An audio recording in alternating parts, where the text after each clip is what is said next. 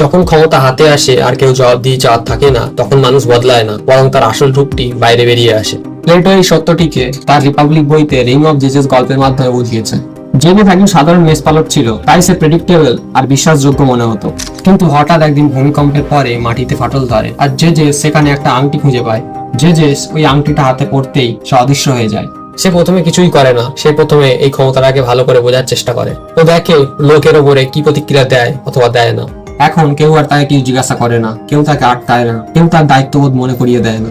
আর তখন থেকেই একটা ছোট্ট পরিবর্তন আসে। রুলস বা নিয়মগুলো একই আছে, কিন্তু তা এখন অপ্রাসঙ্গিক মনে হচ্ছে। যে জিনিসগুলো করার আগে ভুল বা নিষিদ্ধ ছিল, সেগুলো এখন চয়েস হিসেবেই থেকে গিয়েছে। তাই সেখান থেকে জেজেসের মনে একটা কনফিডেন্সের বিল্ড আপ হয় যে যেকোনো কিছুই করা যেতে পারে বিনা কোনো পরিণতি ছাড়াই। জেজেস তাই রেপ করে, মার্ডার করে, এবং সে সেই জায়গায় চলে যায় যেখানে শুধুমাত্র পাওয়ারফুল লোকরাই যেতে পারে। তাকে আর কেউ আটকায় না, তাই সে থামেও না। সে প্রাসাদে পৌঁছে যায়, সেখানে গিয়ে সে রাজাকে মেরে দেয় এবং নিজেই রাজা হয়ে যায়। আর এখানেই গল্পটা শেষ হয়ে যায়।